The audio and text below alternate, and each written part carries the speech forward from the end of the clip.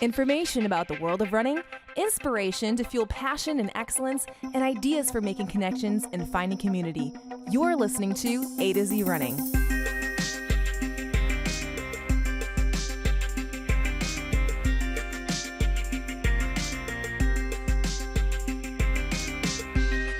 Hello, everyone, and welcome to the A to Z Running podcast, where we help runners thrive. I'm Andi. I am Zach. Today on the A to Z Running podcast, we're talking about long runs, different kinds of long runs, when to do these various long runs, and also we're talking about Diamond League and the Olympics, of course. Of course. So on the topic of long runs, there are naturally a lot of different ways you can execute a long run. We're going to try to address basically 3 of them.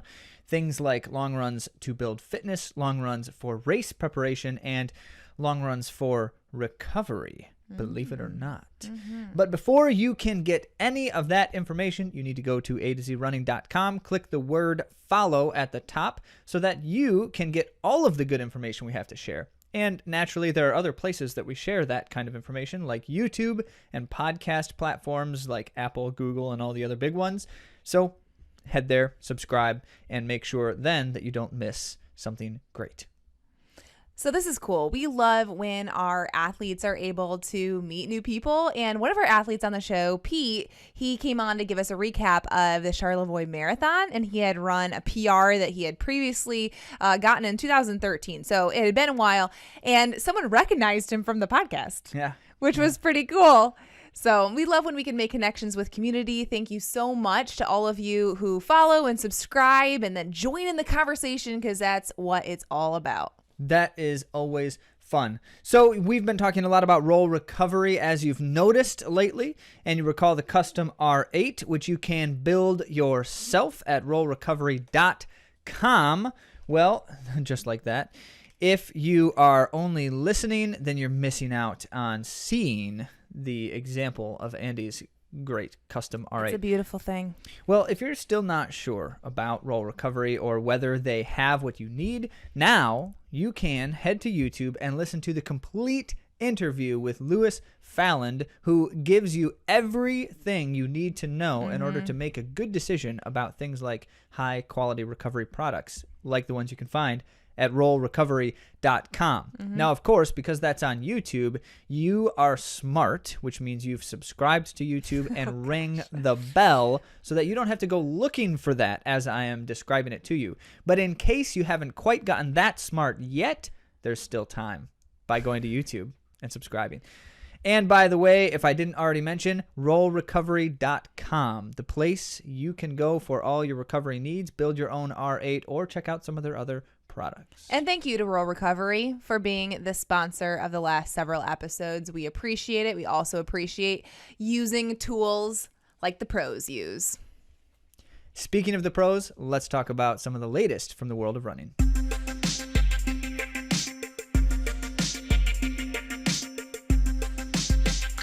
First up for the world of running this week is another installment of the Diamond League track meets. So on Friday, July 9th, in Monaco, Europe, Monaco is a country, also a very, very small country that's basically the size of a city. In Monaco, they held what is known to be one of the greatest of the Diamond League installments. It's a very fast meet, pretty much every year, and you see a lot of things like world record times and things like that at the meet. This is Meeting Hercules from Monaco. So to start things off, Andi has a fun fact. Yeah, Monaco is the smallest sovereign state in the world apart from the Vatican, and the city-state forms an enclave within France. An enclave in France. That's interesting because it is, in fact, very teeny tiny. Yeah. And it's kind of cool. Monaco is known for its lavishness. It looks like, every James Bond movie resort town on the Mediterranean Sea kind of thing. It's pretty cool. Very cool. And very fast track meets. I guess so, because Speaking we of have which, one to talk about. If you want to do the men's, I'll do the women's. All right, so in the men's 800 meters, a highly competitive and fast race. And what's most notable about the race is the resurgence to prominence of Nigel Amos from Botswana. So the name may not be terribly familiar to many of you. Let me tell you why you need to know it. First, because back in 2012, Nigel Amos was the silver medalist at the London Olympics. And the same time in that race, he was running silver medal behind world record performance from Kenya's David Rudisha.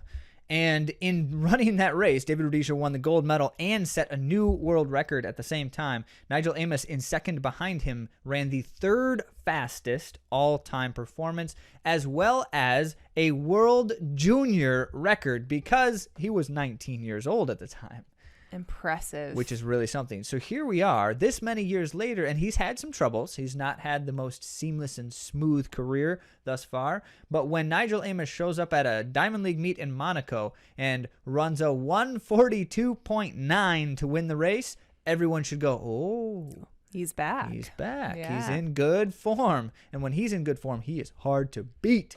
So he won that race, which gives everyone a second glance about who they thought was the favorite for the 800 meters in Tokyo. Very exciting. I love this. Tokyo begins in 2.5 weeks. Yeah. And suddenly we have a new consideration for who the favorite in an event might be. I love that kind of stuff. Get geeked. That's good stuff. So he ran a new world leading time in that performance. He bested some of the world's best who are going to be back in Tokyo. And so now we have a very exciting race for another reason to watch soon. Well, the women's 800-meter run was another very exciting and fast race. Kate Grace ran yet another PR, everyone. This is her third in a row for this Diamond League series. Can't stop. I know. She is out there with a vengeance. 157.2 for third place in the race.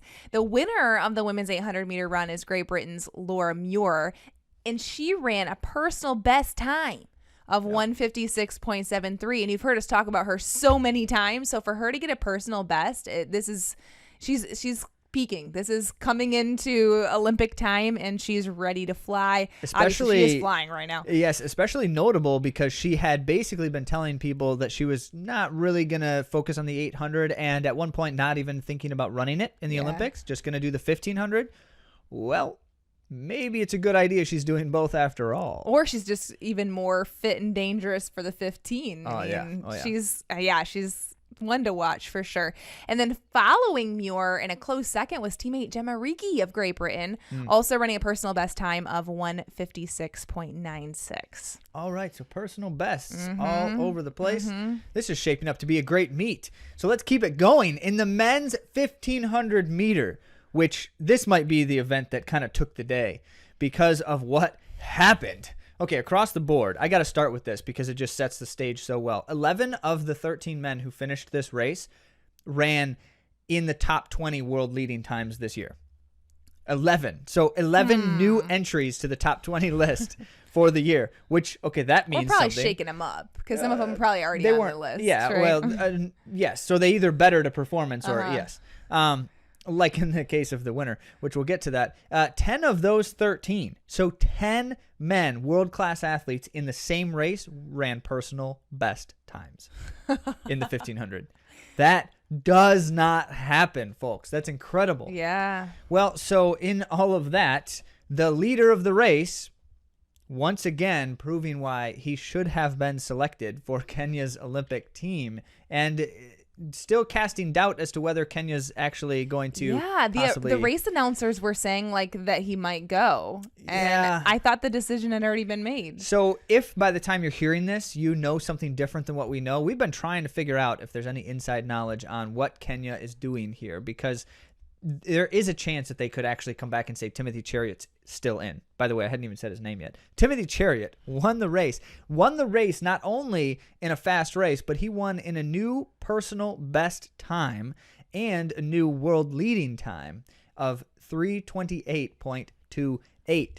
That is 328. Significant. That's a significant performance. We're talking about 345 mile type of speed. That's what that means. Oh my goodness. That is incredible. So he won that race. He dominated that race. Just showed everyone that he's the guy to beat. And that's not terribly surprising after his, 2019 World Championships win.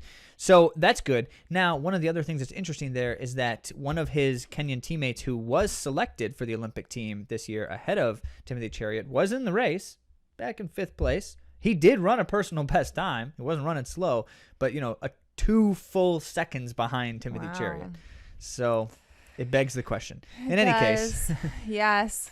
In any case, second was Mohamed Khatir of Spain, especially notable because not only did he run a personal best, but another new national record for Khatir for Spain. This now marks the 1,500 and 5,000. He's got both of them within the last, week. I had to say he was, pretty fun to watch. Oh, yeah. Because he's just so tenacious.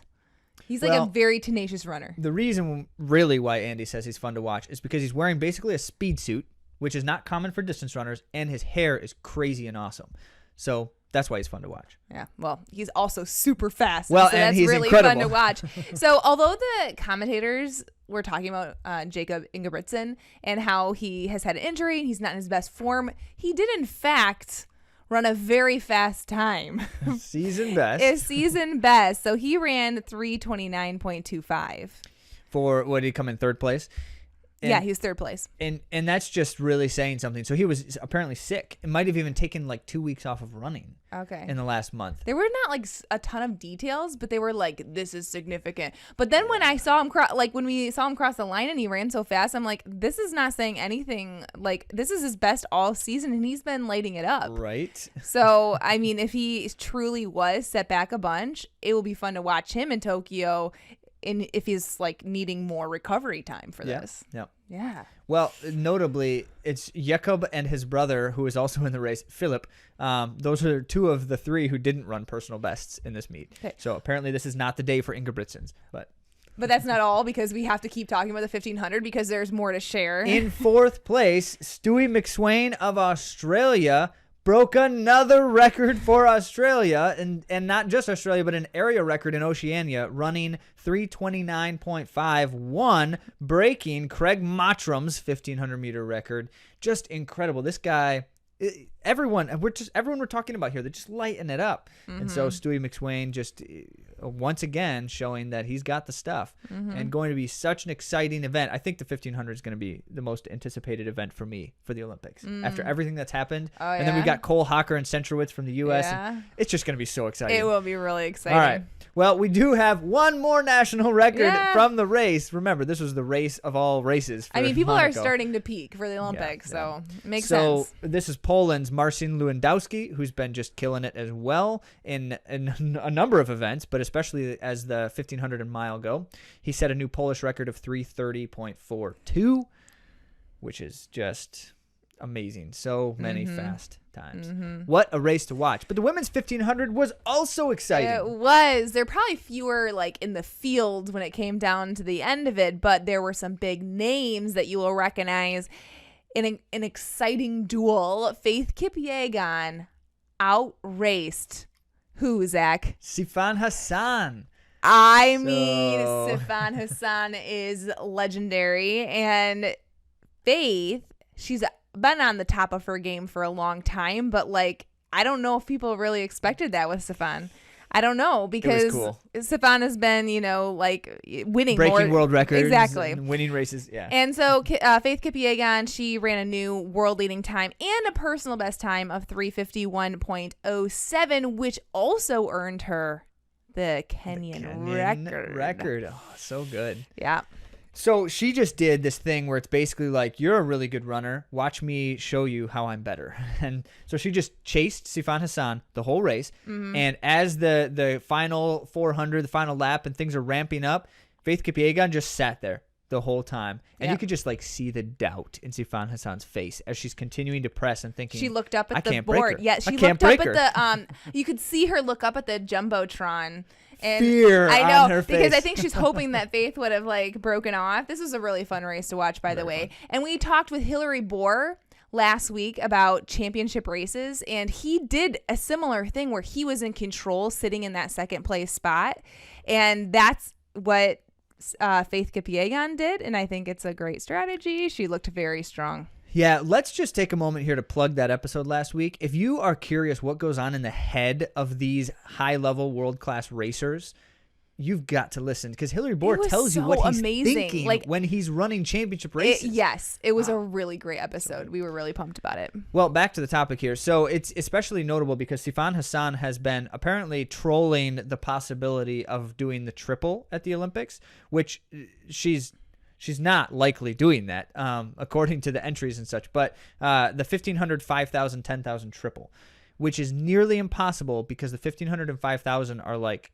are constantly around each other. They have to run preliminary rounds, then the finals and such, and they're like all within the same period of time. So that would be nearly impossible. Now, in saying that, if anyone could do something like that, she certainly has the capacity to. But after seeing a race like that, the announcers suggested that perhaps it would put doubt in her mind about whether she actually wants to try to beat these milers at their own game. Right. Like, do you want to do 3 of them okay or 2 of them excellently? Right. Those are the questions. Yeah. So Zach said that the 1,500 was the most exciting race, but I don't know.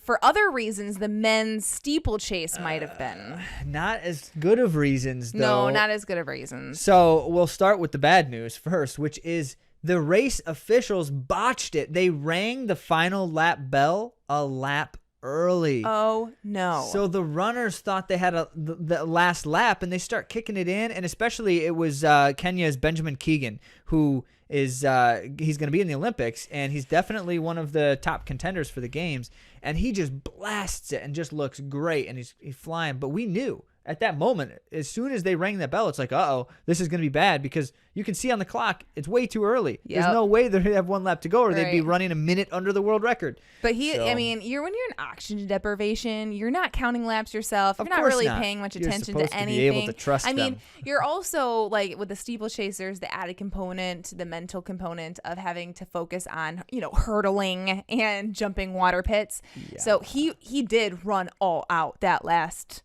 400 meters. It was sad to watch because we all knew, like Zach and I at least knew. And the disappointment on his face when he's coming around and they're telling him he's got another lap to go. And frustrating. Yep. So that being the case, he kind of jogged a bit and then he ended up finishing. What was his place? Like 7th or something. He was 7th. So he was in it and he kind of held on a bit, but these guys then, the ones that didn't go all out at that point, for whatever reason, maybe because he had him beat so badly, or maybe because they knew.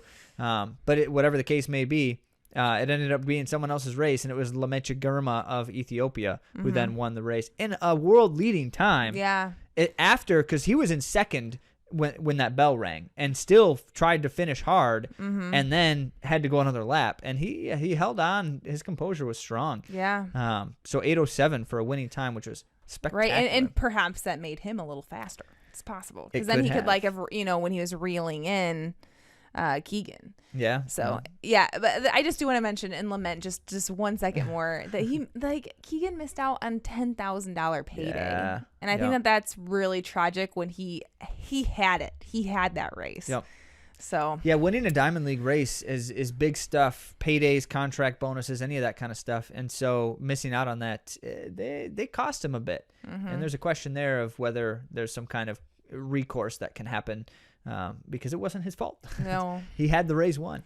Right. Okay, so Team USA had a couple of athletes there that are going to be in the Olympics. Hillary Bohr, as we've been discussing, he ran a strong time, season best, 8:14. He was in 5th place. And then USA's Bernard Khatir as well, who will be in the games, ran a personal best, 8:18. Solid stuff. So these guys are looking in good form. Hopefully they can continue the progression. Women's steeplechase then, to kind of close things out for Monaco, was another strong field, like strong as in all of the favorites were basically there. So it's kind of like a preview of the Olympic Games. Except for Courtney Frericks. Yes, okay. So I forgot Frericks wasn't in the race. But certainly, internationally speaking, we had some of the big contenders. And so in these kinds of things, it's always interesting to see how do things unfold now. And 2.5 weeks later, we're going to see it again at the Games. Yeah. So it's cool. Well, how did it go? Like kind of a little bit of a pre-meet. Well, I'm going to start with Emma Coburn because she was with the top ladies. She was there she was actually in that strong 2nd place for a lot of it. And she ended up falling in the final steeple pit coming around the corner, the final water barrier. She clipped it a bit, like it just kind of her foot slipped some on it, and she just went down in the water. Yeah. Yeah, and she was obviously like frustrated because she was in a spot where it was possible that she could have gotten the American record. Oh, yeah. And also the win, which again, like we said, $10,000 payday. Kind of hard to miss that by a little slip. But she did bounce up really quick, and she ended up getting 4th place still. It was a good effort. And in terms of coming out of the fall, but yeah, bummer because she was right there on the line. It was certainly a personal best time. That was almost definitely going to fall if she would have finished on that pace. So bummer there. But it was Kenya's Hyven Kieng who won the race, and that's not her first Diamond League win this season. And she's been beating world record holder and 2019 champ Beatrice Chepkwech of Kenya. So the fact that Kieng's been beating Chepkwech a number of times now and then just pulled off another really strong 9:03 performance, she might be setting herself up as the one to beat in the games. We'll see. Well, now let's talk about some Olympic news. So just a couple of quick updates for you. The most conversed one currently is that Japan has announced no spectators at all in Tokyo. So not even locals. Which means that the seats will literally be empty, except for the coaches, the people who are already, there with the athletes. I know some people are like, this doesn't really affect me or whatever, because I wasn't going to go to the games anyway. But here's the deal. Imagine that you are in the height, the pinnacle of your career as an athlete, and there is no one in the stands. Like, the loss of hype is significant. And a lot of these runners, athletes, all of them, I guess all of the athletes, not just the runners, they are performers, many of them. And part of what gets them going is the hype of the crowd. Like, can you imagine like Usain Bolt not having a crowd to do his moves at the end? Like, it's going to impact the mental the challenges that come with the mental game when there isn't that hype. It's a blow. It's a severe blow to the sporting of the experience. And we're talking about track and field predominantly, but all the sports, think about it. It's just dead. I don't know what they're going to fake applause maybe. They may actually literally pipe in sounds, audience sounds. That's we've seen that like in the NFL and such, when they were playing games with empty stadiums. So, yeah, that could happen. And we'll see. These things still could potentially change in some capacity, but at this time, no. As reported by Reuters, no local or traveling spectators. So now on a slightly more positive note, just an interesting reflection here because we've been talking about these Diamond League meets. And as you know, especially the ones competing in the Olympics, the Diamond League is a great opportunity for them to kind of just finish fine-tuning and keep the edge on for their fitness.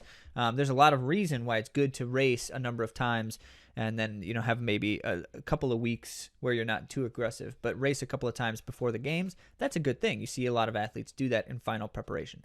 Well, what about the athletes who are not qualified for the games or not competing in the Olympics and yet are still racing very hard right now? And there's a couple of interesting reflections I just thought I would note there because one of the things that we noticed and it reminded us is that the qualification window for next year's championship season and the world championships that will be held next summer, by the way, in Eugene, Oregon, in the U.S. soil, on U.S. soil, world championships. That's going to be really exciting.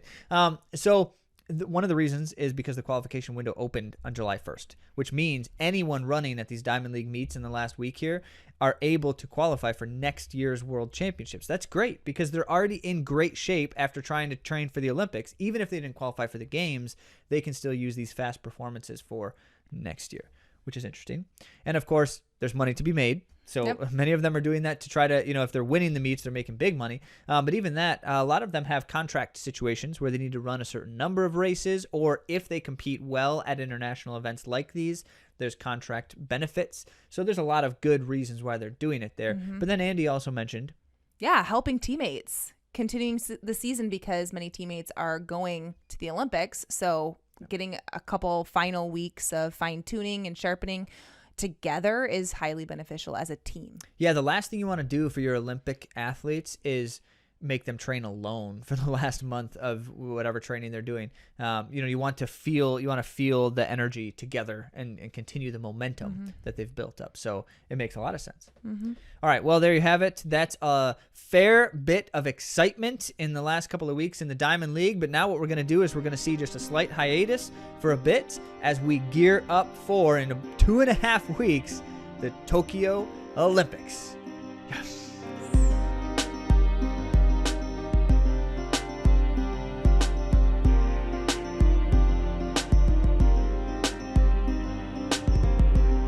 All right, well, this topic is one that should be universally appealing to all of us because we're talking about now a very specific training element that pretty much every distance runner does, right? I hope so. Well, we do hope so, in fact, because if you're a distance runner, you need to do these kinds of things as far as distance running being an aerobic experience. Well, before we say anything more about long runs and what we want to try to dive into, I did want to mention there seems to be a kind of misconception out there. I don't think most people think specifically in this way, but you see information shared like this that gets confusing, which is long runs are sometimes like have a specific pace assigned to them. Like a long run means you run this kind of pace or this kind of effort, or maybe like a long run is a specific workout. And that is a very incorrect presumption because a long run is literally just a longer run. That is not the word long run did not, create a certain kind of unique workout. It's just a descriptor. Which is why we're doing this podcast episode, because there are different kinds of long runs that you can do. And like unlimited. Well, yes. Unlimited, but kinds. We're going to focus on the most common probably. 3 of the most common, which are easy and long, a hard effort with like 3 variations, and then jogging, which is used as a recovery run. Yes. That's a good, very concise, Andy. Thank you. Because if a long run just means a longer run, then the question is, what kind of effort do you give for the long run to make it the quality workout that you need? Mm-hmm. And those are the 3 that we're going to focus on here. So before we do, just a quick note about training, because as we all know, training essentially is 2 things. You have a goal and you have what you need to accomplish that goal. And at all times, as students of the sport, all of us are trying to best understand what it is we do, that's the training part, to meet our body's need in this exact moment and context that best helps us reach our long-term and short-term goals. Mm-hmm. Okay, so that's the very simple explanation of training, but it always bears reminding because it seems to me that long runs are one of those workouts that get abused at times because we're using them outside of the need goal situation. And so we're going to try to break that down a bit here. But the smart training thing is just doing the right and best thing in that moment, in that context. And so that's where we're always trying to kind of evaluate what it is that our bodies need most and how we most effectively and efficiently give it that thing. Mm-hmm. And in this episode, we're not going to dive into all the sciencey things like we have in the past, but I'm going to link to it. Remember that episode with Dr. Todd Buckingham? That was such a great episode. It was about the science of building fitness. We loved nerding out with Dr. Todd. And I just want to say a couple things. He said consistency is key. We're talking about increasing the number and the size of our mitochondria, which is used to provide oxygen as energy, and then capillary density, which influences our VO2 max and our ability to transport oxygen through our bodies and get them to our muscles. Yes. Mm-hmm. There's a lot of goodness there. Also, Andy wrote an article about long runs.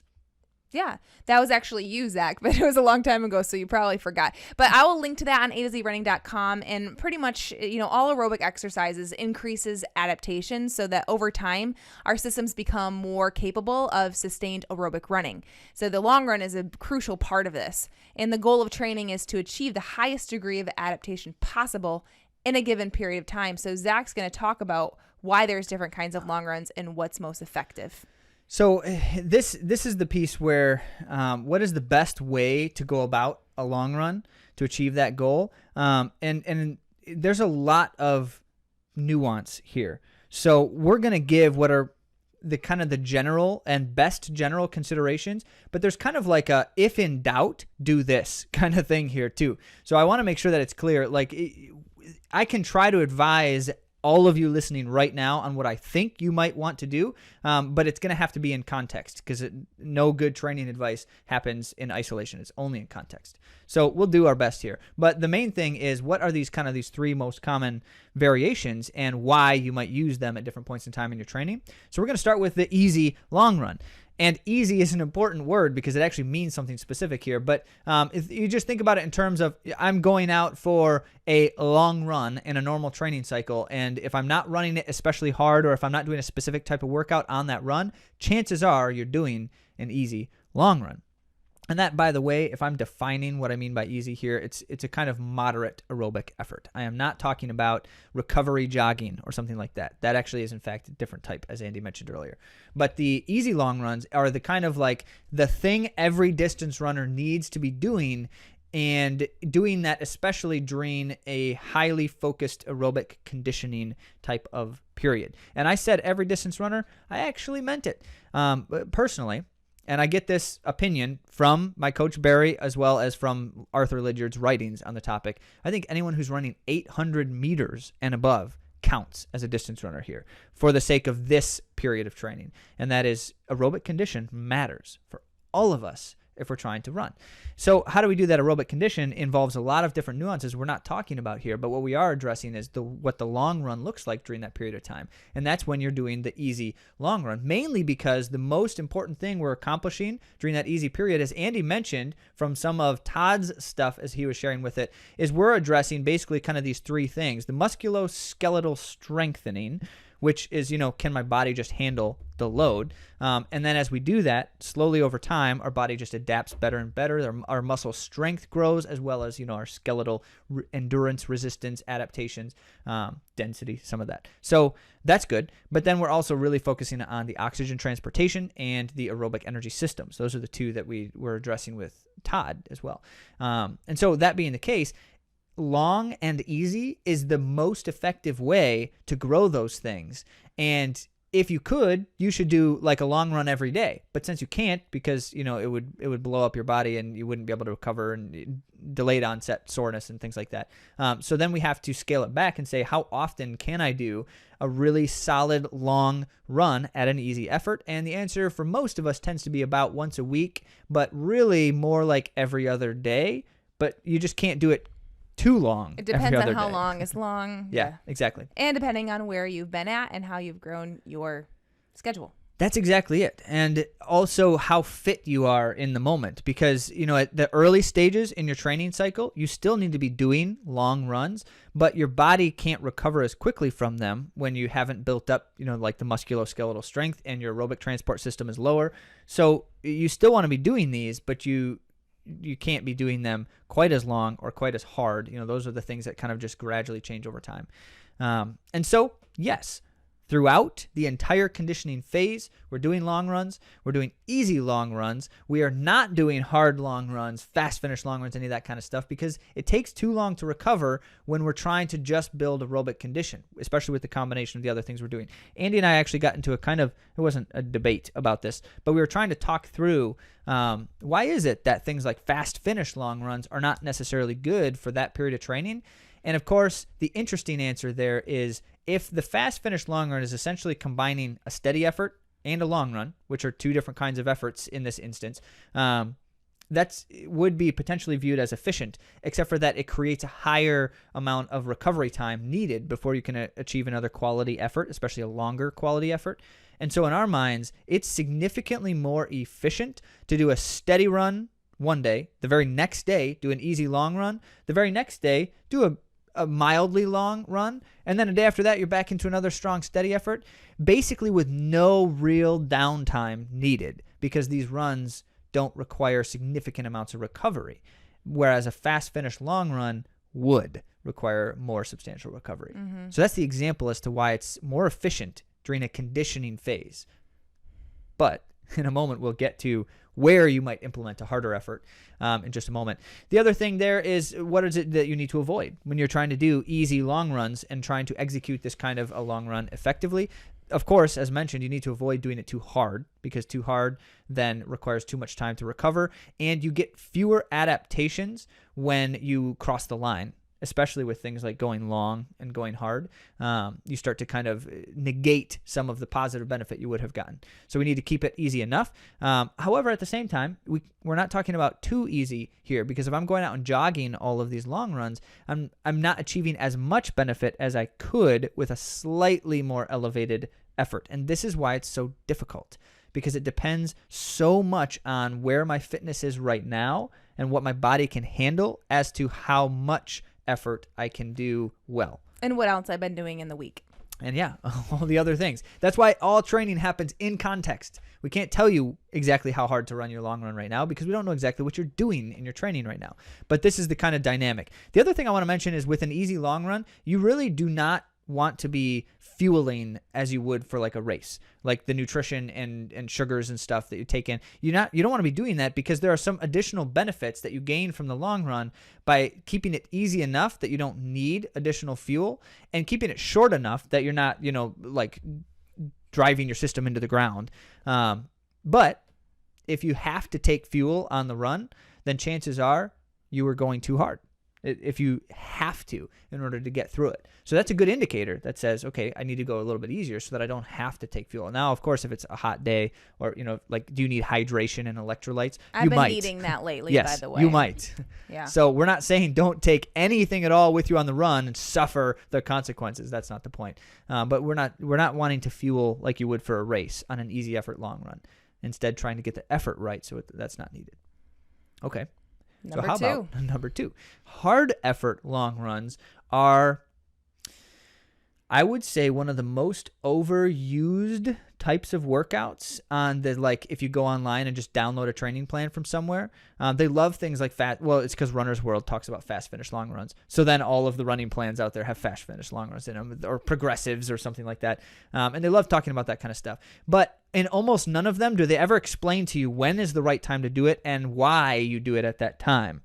Because it matters. First, I'm going to say, if you are not a marathoner or like a longer distance racer, like if you're doing 5Ks and 10Ks and such, chances are you do not need to do any kind of hard effort long runs in your training.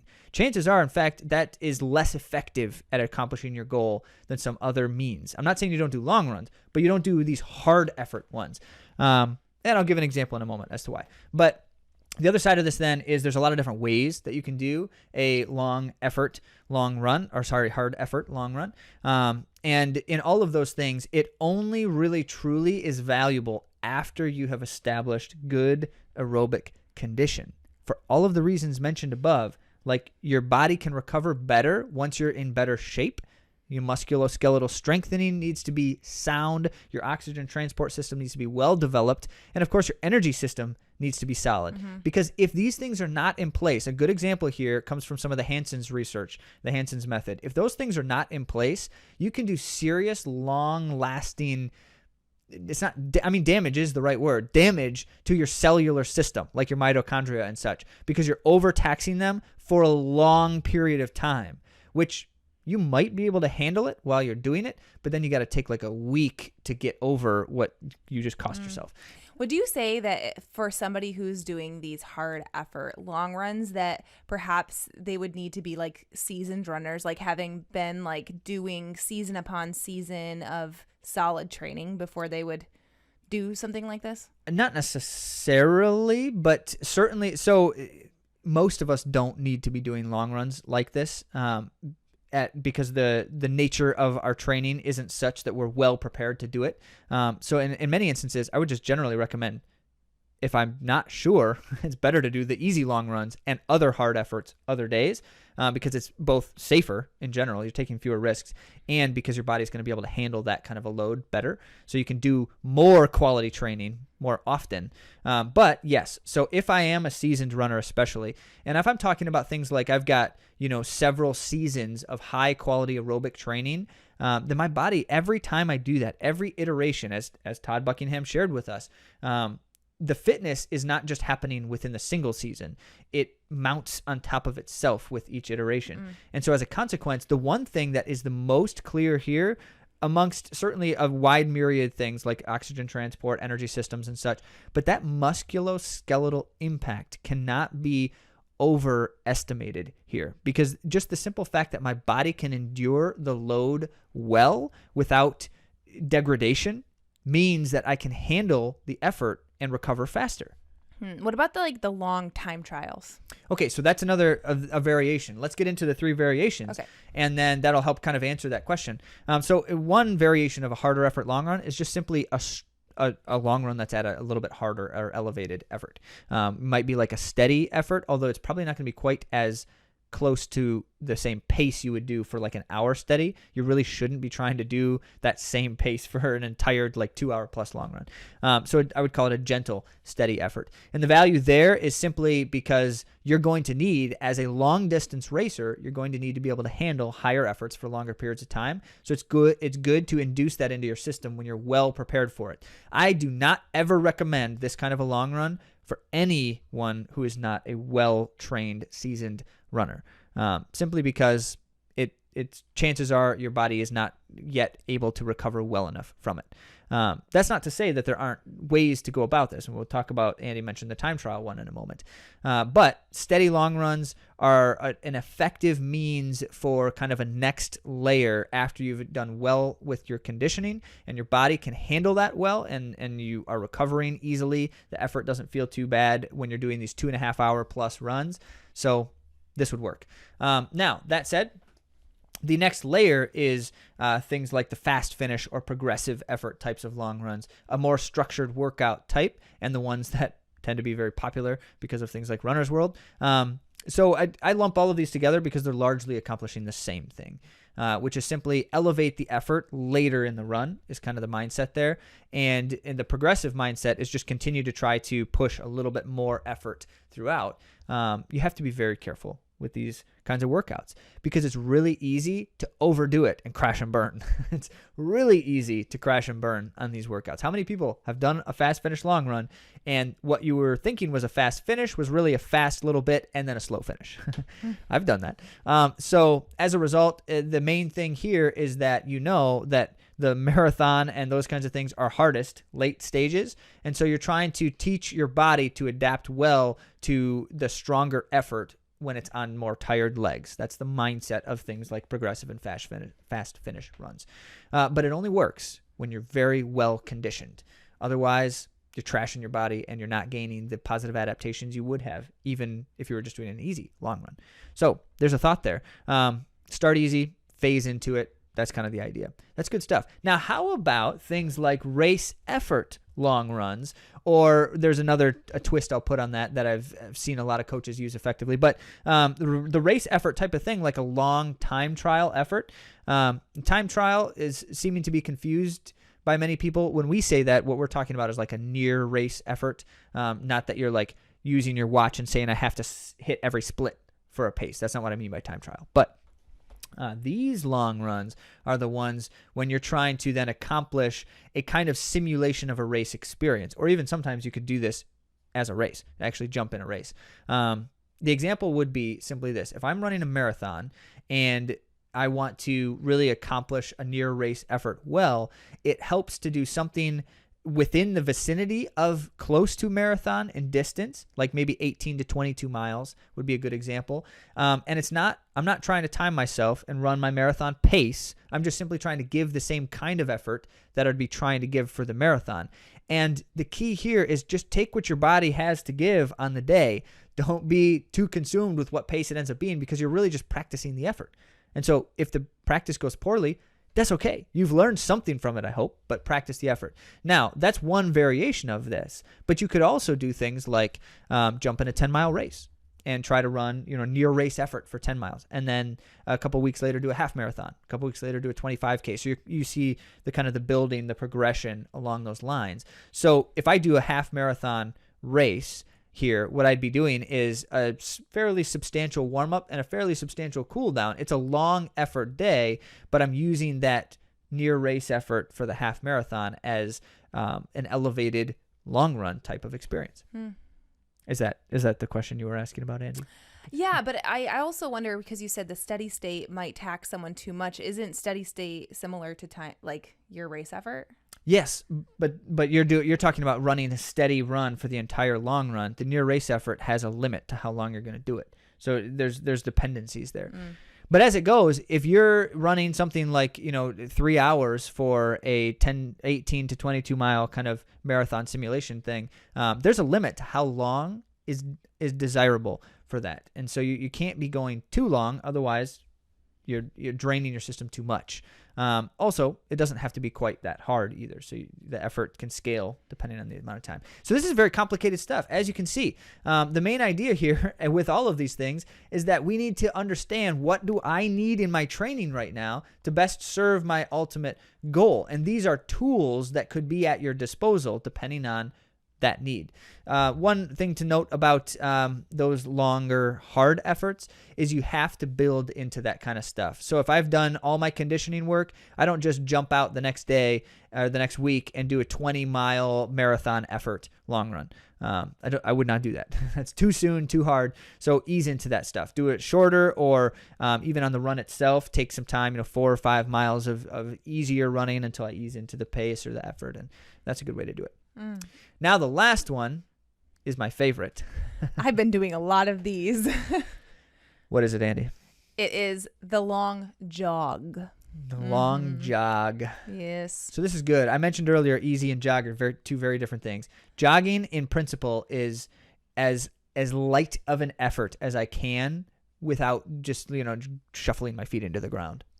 Yeah, and I should just confess here for all of you and for Zach to hear too, that I haven't been using the terms easy and jog like this. Like I've been saying like easy when maybe I mean a jog. So and that's fine. However you want to use the words. Let you all know this. But for your sake, hearing us discuss this, as we're talking about mean training, something when we're different talking when we about say jog. specifics and training. Yeah. So what we mean here is that this is the kind of long run that is actually at like recovery effort type of effort. Like I feel better after these. Yeah, and you should. And this is actually interesting. Barry had me doing 3-hour jogs during some winter training we were doing recently. And he's like, it's just a recovery run. And I thought to myself, 3 hours is a recovery run? But in principle, it is. Now, obviously, if you have not been doing 100 miles a week, I would not ask you to go out and do a 3-hour jog for a recovery run. So it's relative to what you're doing in training. But a long jog is a recovery effort if remember, this is a huge if you are already well conditioned. If you're not well conditioned for longer aerobic efforts, then any amount of long run is going to be taxing on your system. Right. You can't recover for 2-hour runs if you haven't been doing 2-hour runs at an easy effort prior to that. So that's the point that needs to be made here. But then here's the reason why you might use a run like this. And this, I would say this applies to just about anyone who is not a long distance race goal season. So marathon, 25K maybe, longer distances, you might consider doing some of those harder effort long runs at times. But for anyone else, regardless of your race distance, it is really valuable to be doing things once you have finished what we keep calling the aerobic conditioning. Once you have finished some of that kind of stuff and you're really doing more intensity in your training and you're doing work that focuses more on the race distance itself, like 5K or 10K or something, then at that time, the danger that many athletes encounter is if they're doing 4, 6, or 8 weeks of some other kind of training there, they actually lose some of that really good aerobic condition because they're not doing some of the higher aerobic stuff. But these jogs, while are recovery in nature and actually help your body recover better between hard efforts, at the same time, they also help you stay more in touch with that aerobic condition. Think things like oxygen transport and energy system.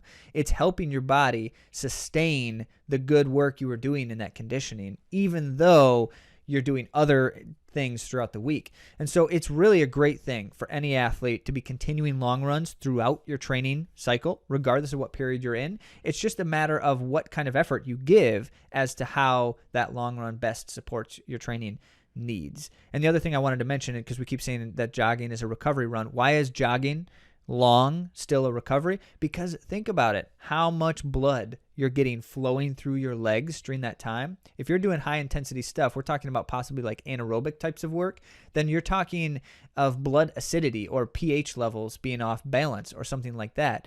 The best way to get those things back on balance is blood flow, to get new and fresh blood flowing through your body. And so as a consequence, things like a long jog, really effective if you are well conditioned. Wow, how many times have you said that? It just needs to be clear. It needs to be clear. I like it. All right, so all of this amounts to, as stated, you need to know what is my goal long term. goal and what is my more immediate goal? What do I need right now to best achieve that goal? And then how do I go about, accomplishing that need in my training? And an honest reflection of where we're at right now. Now, I think a lot of people want to like jump phases even, not quite in the phase where we should be doing the harder stuff, but it is so fun to run fast long runs. And so having an honest reflection and saying like, hey, okay, I love this, but maybe on Monday I'll do 10 miles at, 8 to 10 miles steady state effort.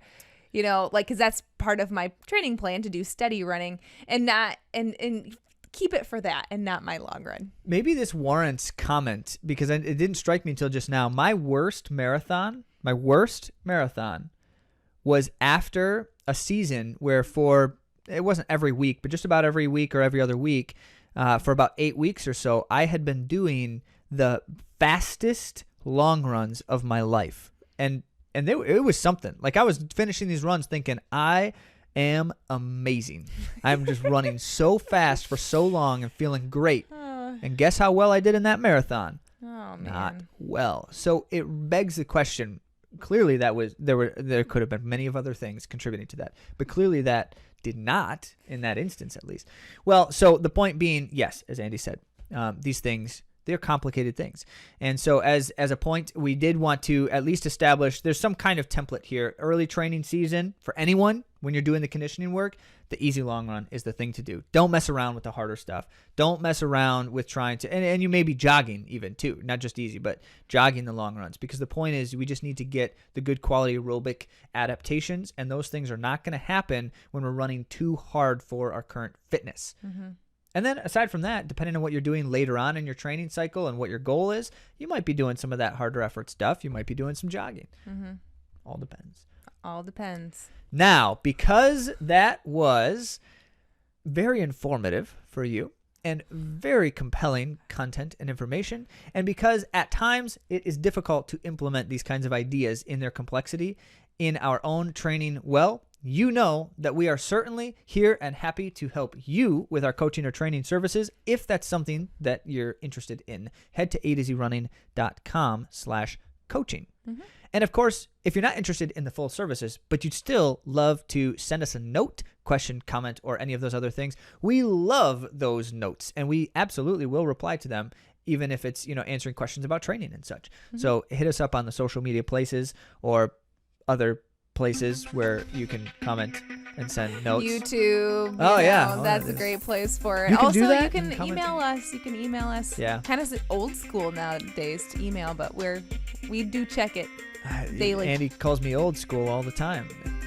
All right. Well, don't forget, in the 2.5 weeks, the Olympics will be here. So you're going to hear it from us. What's going on, what you need to be paying attention to, how best to connect with the great stories and events going on in the Olympics. And we're going to be talking all about that here in the very near future. So stay tuned, and we will talk to you next week.